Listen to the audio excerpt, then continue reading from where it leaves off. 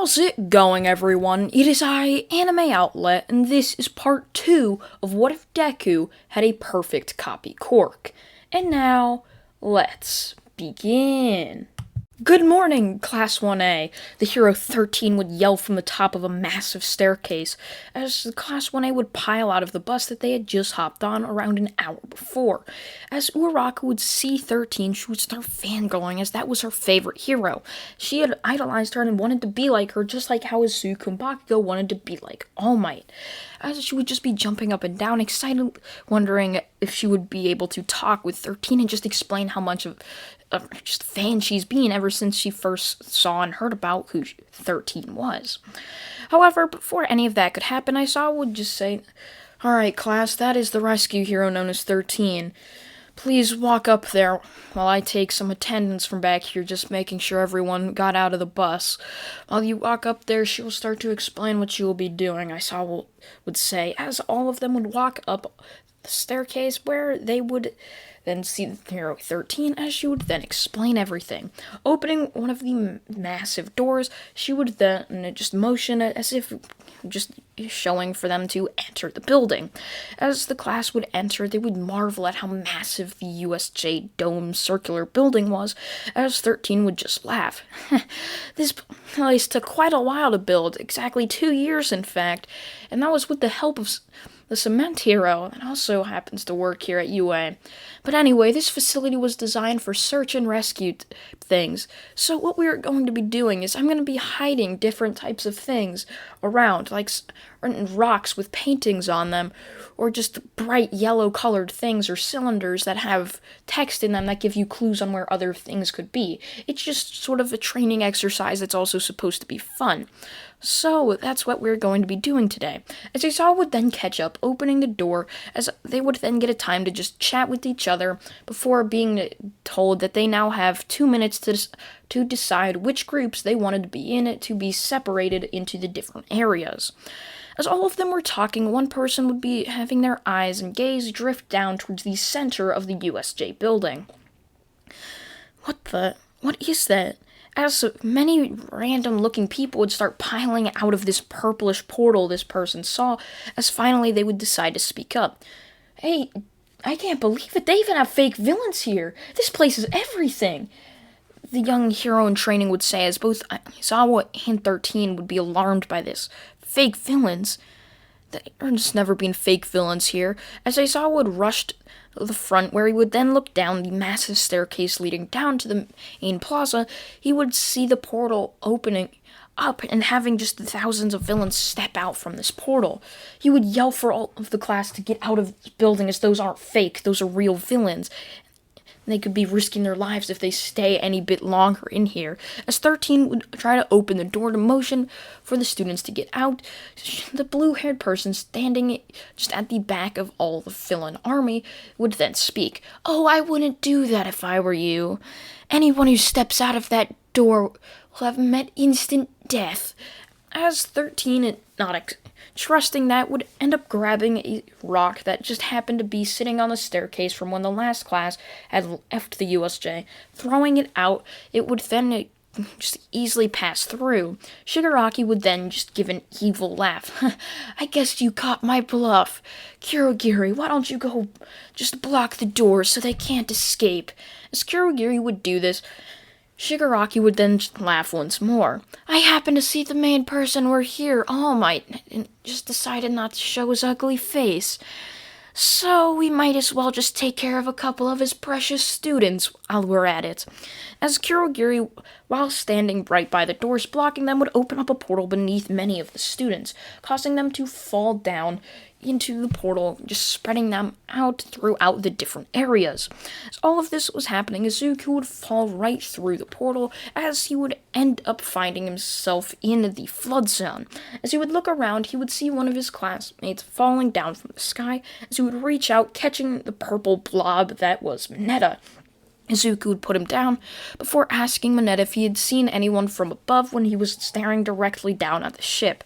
He would say he saw some of his classmates at the back of the ship, as Izuku would end up walking back, but fully not trusting what Mineta had said. As Izuku would peer around the corner, he would end up seeing a villain approaching one of his classmates, as Izuku would appear from right behind the villain, exploding an explosion right into the villain's face, sending him flying back into the water, just charred and burnt as a crisp. As Izuku, who had just saved Asui, they would then start to think of a plan. Izuku wasn't quite sure of what plan they could possibly apply this, as Izuku would end up just asking both of them what their quirks were. Izuku, of course, knew what Asui and both Mineta's quirks were, but he wanted to know their full extent of their abilities, and if they had any special powers that Izuku wasn't sure about. So, as Izuku was asking this, they would then explain, as Izuku would start to create a small plan. As Izuku was thinking, he would up just freezing the lake beneath him, drawing massive amounts of attention from the villain crowd, which would indirectly help Aizawa defeat the the distracted crowd easier, as they weren't focused on Aizawa as much. These weren't professional villains. They weren't they weren't training to be villains to kill other people. They were just doing it because they got just told and brought into this massive warehouse and said they'd be getting a reward if they were to just go along with the wishes of whoever was telling them their orders. So they really just weren't the best well-trained people, like sort of an army and a military.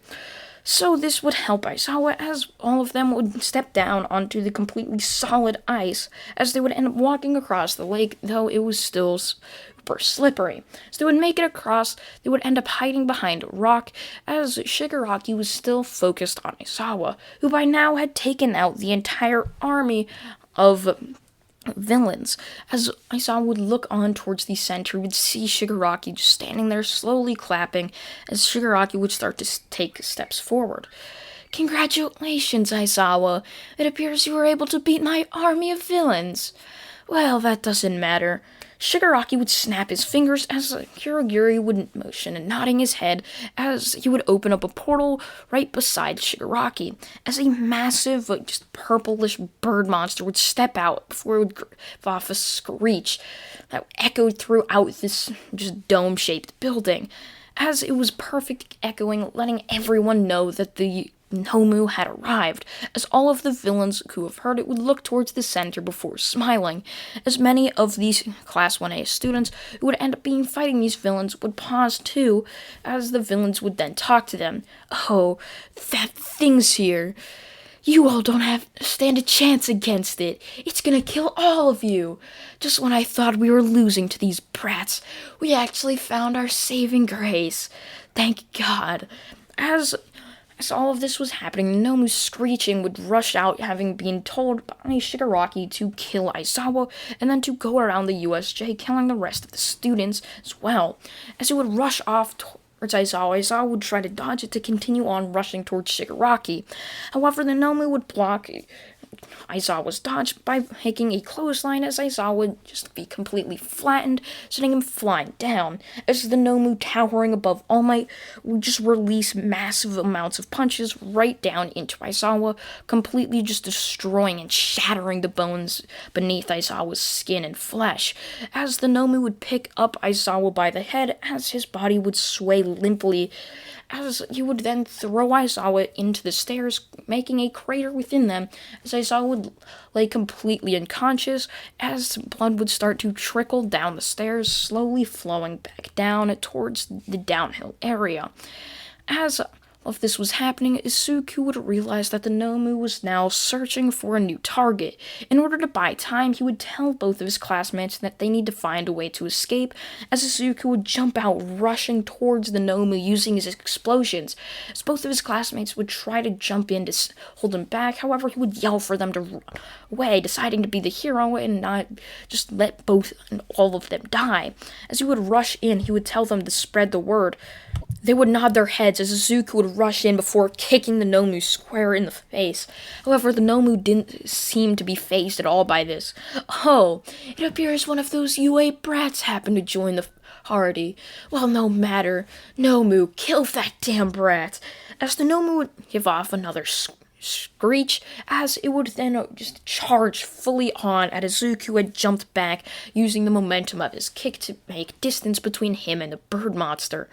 As all of this was happening, Izuku would feel massive hands grip around his face, as his face would then be slammed into one of the Nomu's knees, as Izuku would then fall down to the ground, barely holding himself up, as it had completely shattered, breaking his nose, as he was sitting there, as blood would just drip right out of his nose, flowing out of it like a river, as Izuku would hold his nose shut, just wondering how the hell could something be so strong. As Izuku would look up, his gaze now just dizzy and blurry, as everything seemed around him just to be spinning. As Izuku would then drop completely unconscious, looking like he had just died from a single blow to the knee, and from a blow from a knee to the head. As Izuku would then just be sitting there, as he would just be unconscious. However, as he would end up waking up, jolting up after hearing just ticks of a clock, as the ticking would continue, getting faster and faster as time would continue on passing, as Izuku would be staring up at the ceiling of the USJ. However, it didn't look like the USJ. Sure, it was in the same shape, but everything seemed to be ruined and as if it had been completely destroyed by something, as Izuku would be holding his head, just groaning in pain after having it been smashed in by a knee, as Izuku would pull himself up, still holding his head, as he would finally stand up, going to take a step forward, still looking around above him and everywhere else, as his foot would connect with something, as Izuku would look down as he would see the limp, dead body of many of his classmates standing before him, as all of the villains that Aizawa had defeated are gone, and there only stood his classmates and the rest of his teachers and friends that he had met along the way, as Izuku would just shake his head saying, What the hell is this place? This can't be real. This can't be real, right? Izuku would say, now laughing as if he was about to go insane, holding his head now with both hands, gripping his hair. He just couldn't believe what his eyes were telling him. As he would look around, stepping over the limp bodies around him, he would look around as everything just seemed to be barren. He would walk up the staircase as it had just been completely flattened. The ruins just barely there, having Izuku to be only skipping up a couple stairs to even walk up the dang staircase. As Izuku would open the door, he would end up seeing fires all around him as sirens would blare in the distance. As Izuku would fall back down into the now shut door, just wondering, what the hell? Is this my fault? Why couldn't I have saved them? As Izuku's body would push against the doors, he would fall completely backwards. However, he would then completely continue on falling as if he was now falling into a void. As his body would then jolt up as the ticking of the clock would stop after completely going at insane speeds, making him go insane. As Izuku would jolt up, the ticking of the clock would stop. Izuku holding his head, looking around, just seeing that everything was still alright and was okay. He couldn't comprehend what he had just saw. Was it the use of a quirk? No, that can't be. Everything he saw looked so real. That couldn't be something that a quirk could do. It just couldn't be. However, before Izuku could think any further, a fist would collide right with the side of his head, drilling the fist square into him, as Izuku's head would be slammed down into the stairs behind him. As Izuku's body would lay limply there, as Izuku's eyes would remain still active, looking around as the Nomu would shriek in victory, as he would rush around looking for more of his classmates. As Izuku would see the Nomu grab a couple of his classmates that had made their way to the center, wondering still what was going on, still in all of the confusion. As Izuku would motion with his shaky hand as if trying to yell out to them to run away, but he just couldn't. He couldn't speak. As the Nomu who would bash them into each other, slamming them down into the ground after that, completely decimating them. As the Nomu would rush around the USJ, as Izuku would try to get up. However, right as he would, a hand would grab his chin, pulling it up. Oh, still trying to continue on fighting, I see. Maybe you should give up after all. You know you can't win. That Nomu here, it's been specially designed for victory. It can beat even All Might. So you, a puny little UA brat, you couldn't even beat it. Not even with 1% of its power. You couldn't beat it. That's just how strong it is and weak you are. As Izuku would then feel the hand of his chin as Izuku's head would fall down back into his chest.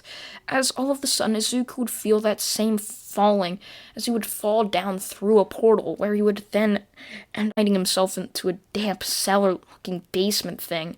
As Izuku would be sitting there, he would look around seeing bars all around him as he was so confused what was happening. As Izuku just couldn't comprehend everything. As we cut back to the USJ, as All Might pulls up, smashing the doors open, seeing the Nomu screeching around, rushing in, smashing two of the students together, as All Might would rush in, jumping past Shigaraki, slamming his fist right into the Nomu as the All Might fight then begins. However, we cut back to Izuku, now hours after the USJ event had occurred, as Shigaraki would be walking down the damp hallways as the dripping from the water that had rained last night down into a puddle below would sound echoing throughout the cellar. So is this the boy you were talking about? Yes, it is. A strange-looking voice, yet familiar, would say. Izuku would be confused as he remembered hearing that voice years ago. As the two people would step into view, someone wearing a doctor's coat, while there obviously was Shigaraki. So this is the boy you said had a perfect copy, Quirk. One that would either make a great Nomu or a type of villain, yes. Oh, yes, but I don't think he's going to become a villain anytime soon. The face of joy he had when I told him what type of quirk he had, and how powerful it was just pure excitement. I know he'd do everything in his power to go back to his hero life. As Shigaraki would then just laugh. Oh, I don't think he's going to be going to that anytime soon. As Shigaraki would be laughing at that, we now cut to a just break room as a long desk or a long just table would be there as UA staff was sitting there just... Oh my gosh, how could we lose a student? This just doesn't make any sense. And of course, it just happens to be one of our best students here. In all of UA, in fact, not just in the first year category. How could we lose one of them? All Might would yell, as Nezu would yell for All Might to quiet down, sipping a glass of his tea as we would then start to think. We have to bring in his mother. We might have to tell some of the students as well. I just warn. I hope this doesn't get out to the public, but I know it will. This is going to be really bad over the next couple of weeks. Hopefully we can get some better publicity when these students just graduate and become some of the best heroes. As all of this would end up being happening, as they just couldn't comprehend losing a student, finally the door would slam open as Inko would end up crying out, "Where's my baby? What did you do to him?" As Nezu would walk up to her, grabbing her hand before guiding her to a chair. "Miss Midoriya, you gotta settle down. We're still trying to find young Izuku, but it might take a couple of days." Inko would end up screaming at them. How could they? She knew it would be risky letting her son into a hero school, but this is all he talked about for years. She couldn't just trust herself anymore. How could she do this to herself? She let this happen, letting Izuku into the school of his dreams. As Inko would then shake her head before rushing out of the door, not even being in the same room as them for not even a minute. As all of the teachers would look down in sadness. As the next day, all of the students would walk into class, as they would notice an empty desk, as that desk had never been empty before. It was the class's happiest person. He was always happy to be there, happy to be training. Never just was just complaining about any training or anything, always wanted to be doing better and better. And yet he was gone. He'd never miss a day of school in his life. Why would he be gone? As Aizawa would walk into the classroom, looking down sadly, as his injuries had been mostly healed by Recovery Girl, but yet he still had bandages mostly over his body. I'm not sure how I can tell you this, class. It's quite hard for me, and I'm gonna assume most of you. But your classmate, Izuku Midoriya, he's missing. I know some of you may notice that he wasn't on the bus ride home yesterday after all of those events, just assuming that he'd gotten picked up by one of his parents like some of the others had. But we haven't been able to locate him since that. The last hiding of him was him telling Yuasu and Mineta to save some of the other students. We're not quite sure where to go from here, but just please try to forget about him and erase him from your memory. Bakugo would stand up yelling at Aizawa, "How the hell could you say something like that? He was one of your students, one of our friends. You can't just tell us to forget about him completely. You're insane," Bakugo would yell. As he would stand up, as many of the other classmates would stand up as well, siding with Bakugo. As Aizawa just stand up fully yelling for all of them to sit down. "I know it's going to be hard for you, but you just got to understand. You got to accept the fact you may never see him again." As Aizawa would be saying this before telling them that they're now dismissed for a month while they go upgrade security and all of that. As many of the students would leave just wondering what had happened to their friend and classmate Izuku Midoriya. Meanwhile, Izuku sitting in a cellar would end up having Shigaraki walk into the prison. "So, we meet again, Izuku Midoriya. I suspect you overheard the conversation with your previous Quirk doctor. Well, I know you won't become a villain at all, but I'll just have to do something about that. However, I'd just like to tell you that we may or may not have your mother tied up right now, and I'll let you go to the sports festival and make everything seem like you're fine. I know UA's probably panicking right now about the bad publicity they'll be getting, so I'll let you go back there. However, I'll just have to install this device into your neck area, and if you are to say anything about this or never come back if you never come back after 2 months, this exact location, I'll be forced to shock you, completely killing you instantly, and nobody will know how, as it'd be completely undetectable unless I were to remove it myself. So I suggest you get going now. Wouldn't have your mother be worried anymore." As Izuku would nod his head, standing up, glaring at Shigaraki, as Shigaraki would have handcuffs around Izuku's arms and legs just so he wouldn't try to pull anything. As he would then open the door, releasing Shigaraki's handcuffs, as Shigaraki would then just show off the remote with a massive red button on it. "Remember, Izuku, don't try any funny business or else I might have to kill you.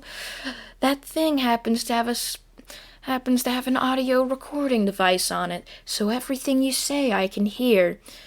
And I'll be having someone monitor it 24/7. So just know, don't cross me, Izuku, or else your entire family, friends, along with yourself will all be decimated under my hands." As Izuku would nod his head before walking back to his house. As the rain would start pouring onto Izuku would sit down onto a bench, not knowing what area of just the world he was in. He could be in any country or city and country he lived in. He just had no clue. Sitting down, he would stare up into the clouds as lightning would strike in the distance. How could he have been so weak?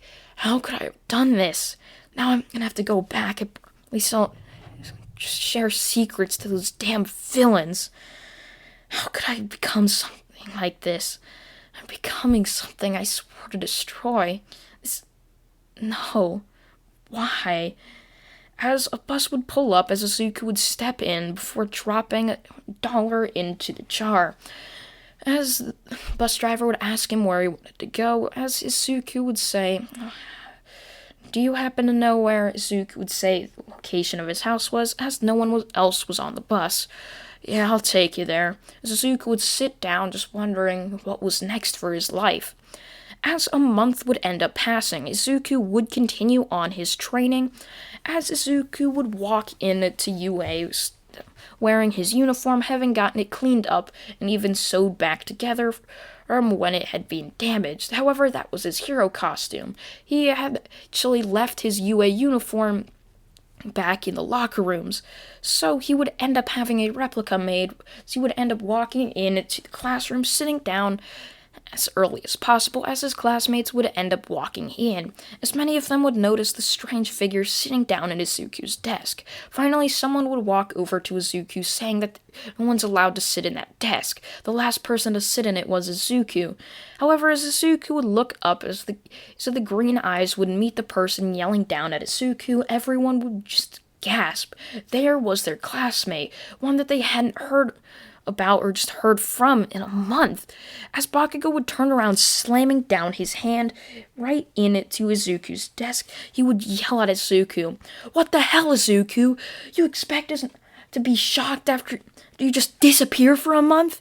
The hell could you do something so idiotic?" As Izuku would just awkwardly laugh. "Well, that's a bit my bad, Bakugo. I'm not actually quite sure about it either. I just remember blacking out and waking up in my bed. And what do you know, a month had passed. So, yeah, I'm kind of confused about the whole thing, too. I think it was possibly the work of a villain or something," Izuku would say. Meanwhile, back at the villain base, Shigaraki, listening to it, would be smiling. "Oh, he's playing right into our hands." As All For One would then laugh after listening what Shigaraki had said, and also the audio recording. "Yes, he is, Shigaraki, yes he is. If you think about it, this whole town, just life is basically just a game of cards. If you play 'em right, you'll be on top of the world. But if you don't, you'll be down in the depths of hell. So, hopefully you play your cards right and don't screw this up. Because you know, as soon as you go of this kid out of your grasp, you're done for." Shigaraki would then laugh. "Oh, he's not getting away from us anytime soon, All For One." As For One would just say, "Oh, I hope you're right, Shigaraki." As all of this would be happening, Aizawa would walk in as he would see Izuku before just nodding, saying, "Welcome back, Izuku. I expected your return after getting that phone call from your mother last night." As Izuku would just nod his head, as Aizawa would then start to speak with all of them about what the sports festival is going to be. As all of this would end up just stopping, they would hop on a bus going into the Sports Festival Coliseum. And this class is the Sports Festival Coliseum, where you all will be participating in the UA Sports Festival for around the next 4 hours. It's going to be quite tiresome for you all, so I suggest getting quite the rest while you're in the waiting room. All of them would nod their heads as they would be seated down after getting changed into their sports festival uniforms. Finally, after a couple minutes of waiting, Midnight, the announcer, would call them out onto the field, as the doors would creak open, as they would then walk out as the crowd would just cheer. "There it is, Class 1A. As that's what they were waiting for. They were waiting for the most highly just Class 1A, that's what got them excited. Every class like 2A and 3A got them excited, but these are heroes they've never seen before, making them even more excited than that. As all of them would be cheering in excitement, as they would then ask for the first-year representative to walk up. Izuku would walk up before asking everyone for a good fight, as he would then walk back down. Well, with that out of the way, why don't I explain the first event? This just happens to be a race where you all will have to go around 3 different obstacles. As all of them would nod their heads, 3 different obstacles they'd have to get around, and that's how all easy it'd be. However, there's a twist. In this race, you have to capture 3 of the villains, courtesy to some volunteers at the local hero agencies. You have to capture 3 of these villains and carry them on your back to the finish line after crossing the finish line once.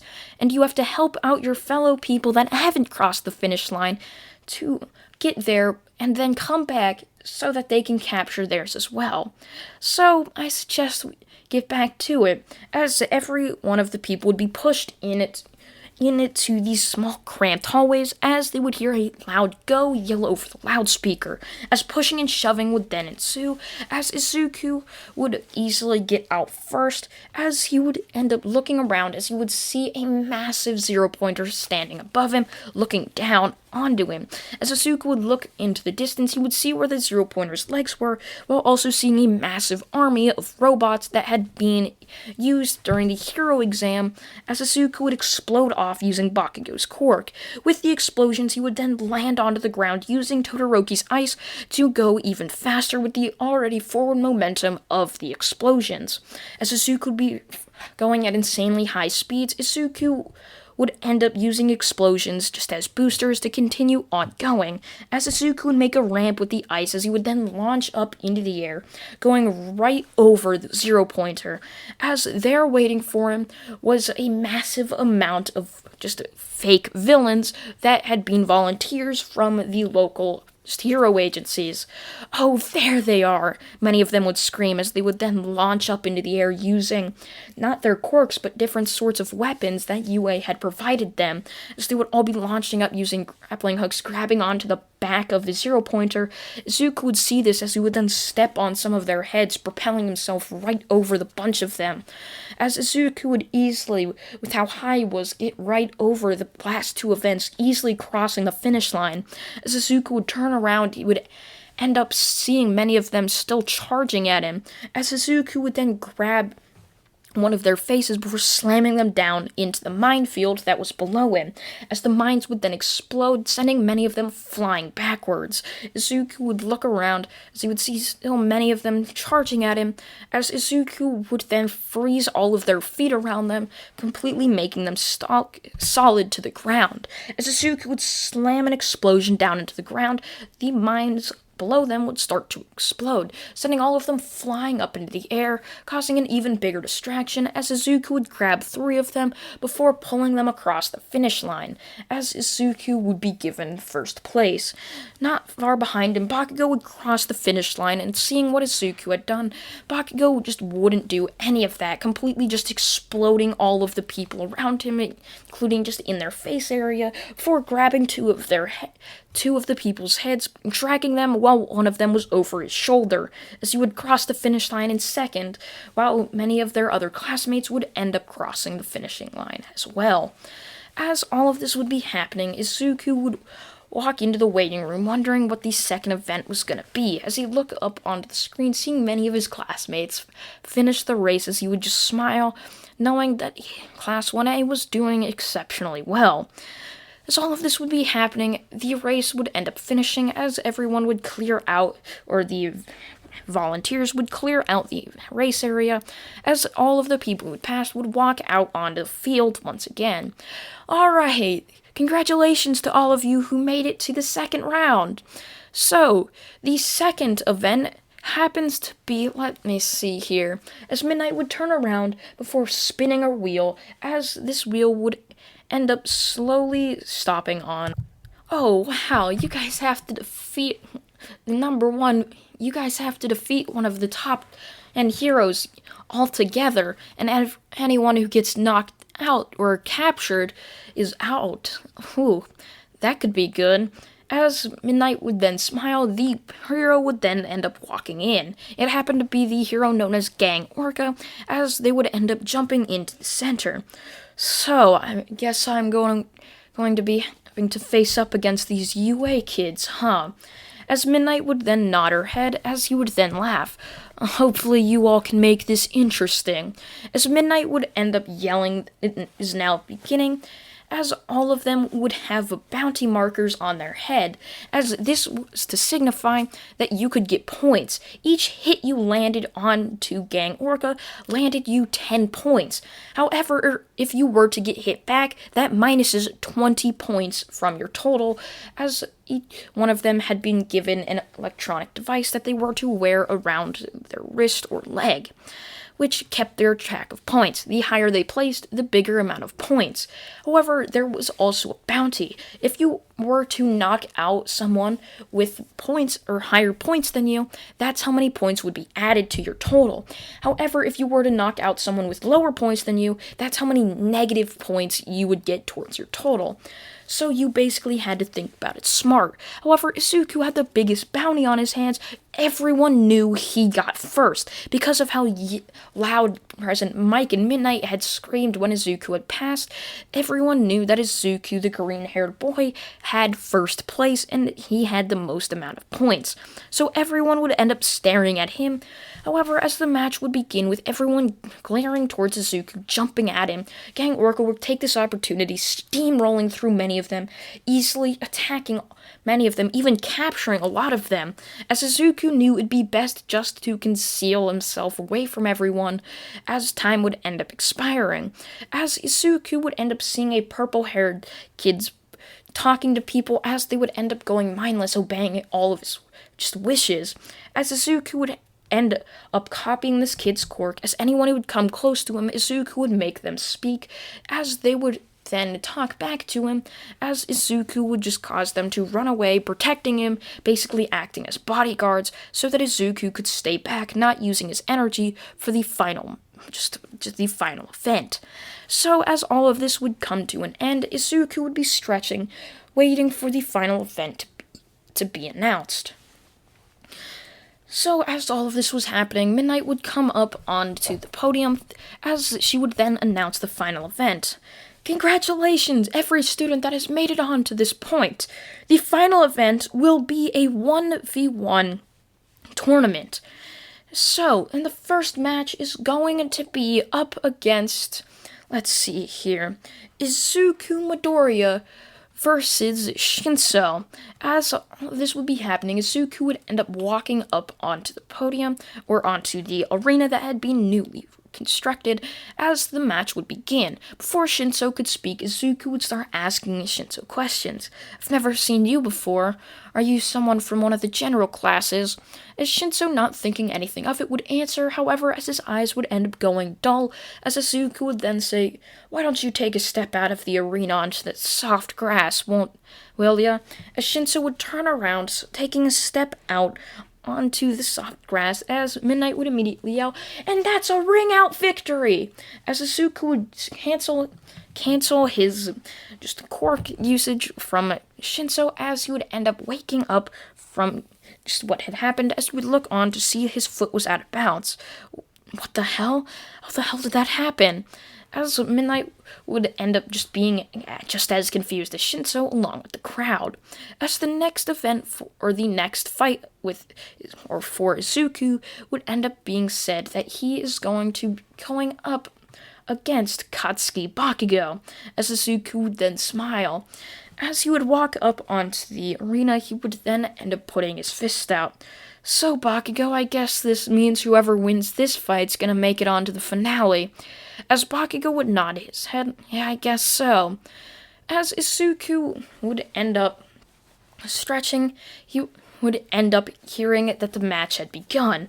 Izuku would see Bakugo launch off straight at him, as Izuku would do the same, completely copying all of Bakugo's movements, however, just opposite. If Bakugo threw a left hook, Izuku would throw a right hook, canceling that out, blocking the other, as both of their punches would be blocked, as Izuku would continue on doing this. "So I guess you're gonna continue on copying me, huh?" Izuku would say the same right back towards Bakugo, as Bakugo would then sort of laugh. However, while he was distracted doing this, Izuku would break away from this before slamming his elbow into Bakugo's cheek, as Bakugo would be a couple feet the other way, as Bakugo would turn his head violently, glaring back at Izuku, just blindsided by what Izuku had done. Izuku would punch Bakugo square in the face again. "Come on, Bakugo, why don't you put up a better fight?" So Bakugo would just sort of laugh. "Oh, sure." As Bakugo would then explode off right back at Izuku, slamming both of his wrists together before slamming a massive explosion into Izuku. However, before any of that could be happening, Izuku would put up a wall of water, and as soon as the explosion hit the wall of water, it would end up instantly being dulled out by the water. Izuku would smile, knowing that he had won, as the water would then crash down into Bakugo, with the force sending Bakugo flying out of the arena, slamming him back into the padded wall. As Izuku would be declared the victor due to a ring-out victory, Izuku would then step up on to the semi-finals, where he would then see his opponent. It was Ochako Uraraka. She had been on the other side of the bracket side that he had been on, as Izuku would then smile, wishing her luck as the match would begin. Izuku would rush off to her, however before he would peel off before slamming his foot into the ground, launching it back as if pointing right at Uraraka. Uraraka would be confused by Izuku's movements, however an iceberg would then shoot up right into Uraraka's feet, completely concealing her, as the block of ice would form beneath her as she couldn't shatter it, as she would punch it, trying to make it just shatter and break, thinking that it was possibly weak. It wouldn't, as she would touch it with all 5 fingers, hoping that it would just break after going up. However, that was a lapse in judgment, as she would start to float up as the heavier block of ice would lift her up, as she would then be upside down. As Izuku would wind his fist back, punching her square in the face, she would then just continue on doing this as if she was a punching bag, as Izuku, after 2 hits, would end up knocking her out cleanly, just so she wouldn't have to deal with any more punches going right to her face. As Izuku would then hear the crowd just scream in excitement, he would end up being told that he is now in the final round, the finale. As Izuku would be smiling to himself, he would walk up onto the arena, as he would end up staring off towards his other opponent.